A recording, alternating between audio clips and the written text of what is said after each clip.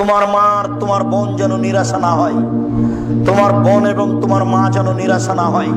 আমি যতই কঠিন করে বলি না কেন, আমি আসলে ব্যক্তিগতভাবে কিছু বলিনি, দুঃখিত, আমার কিছু করার নেই।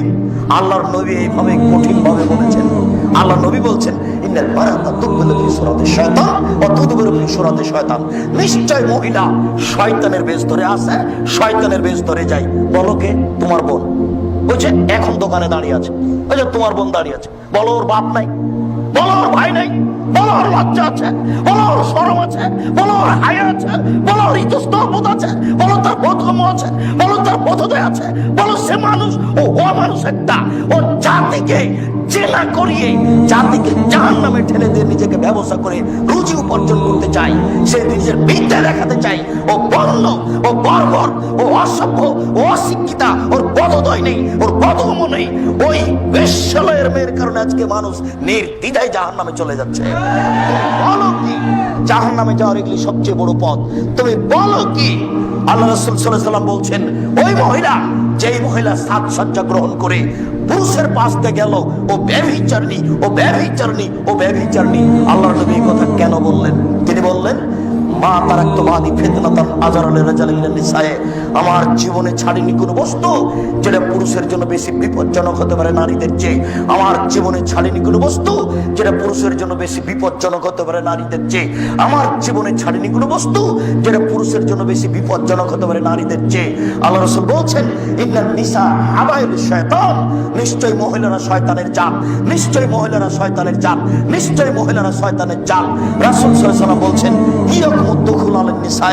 তোমরা মহিলাদের কাছে যায় না, বিপদে পড়ে যাবা। তোমরা মহিলাদের কাছে যায় না, বিপদে পড়ে যাবা। তিনি বলছেন, ইয়াকুমুল মুগীবাত, সাবধান, যেই মহিলার স্বামী নাই সেই বাড়িতে যায় না। সাবধান, যেই মহিলার স্বামী নাই সেই বাড়িতে যায় না। সাবধান, যেই মহিলার স্বামী নাই সেই বাড়িতে যায় না। তিনি বলছেন, কোন পুরুষ যেন কোন নারীর সাথে নির্জনে একত্রিত না হয়, যদি হয় তাহলে তৃতীয় জন হবে শয়তান।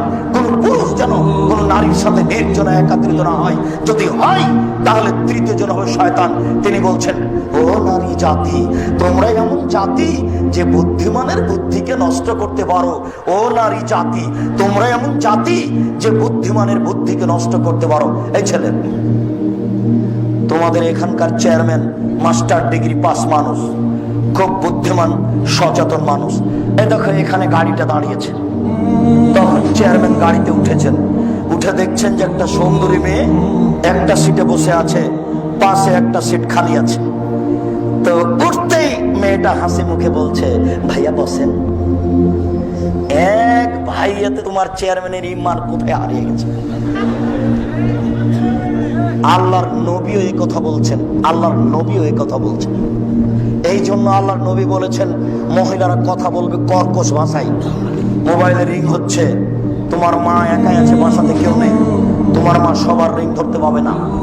যদি ধরেও খুব, আসসালামু আলাইকুম, জি কে বলছিলেন? এখন মানুষ বাড়িতে নেই, পরে কথা হবে। কথাতে একটু যেন মিঠা না থাকে। আল্লাহ বলছেন এই কথা। আমি কি করি বলো? আমি কিভাবে তোমার উপকার করতে পারি বলো? তোমার মা কি করে বললো? ভাইয়া কে বলছিলেন? ভাইয়া ওর ইমান হারিয়ে গেছে, ও তাহাজ্জুদ দিয়ে আর টিকতে পারবে না। এর নাম নারী।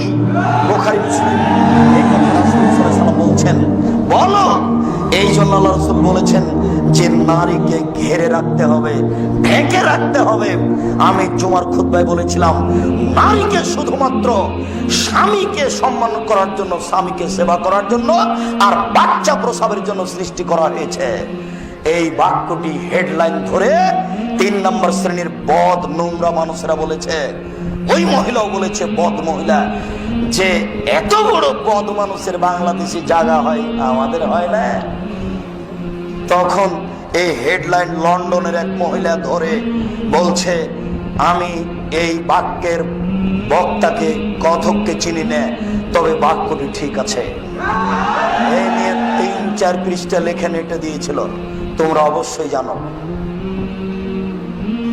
আমি বলেছিলাম মহিলাদেরকে স্বামী সেবা এবং বাচ্চা প্রসবের জন্য আল্লাহ সৃষ্টি করেছেন, অন্য কাজের জন্য নয়।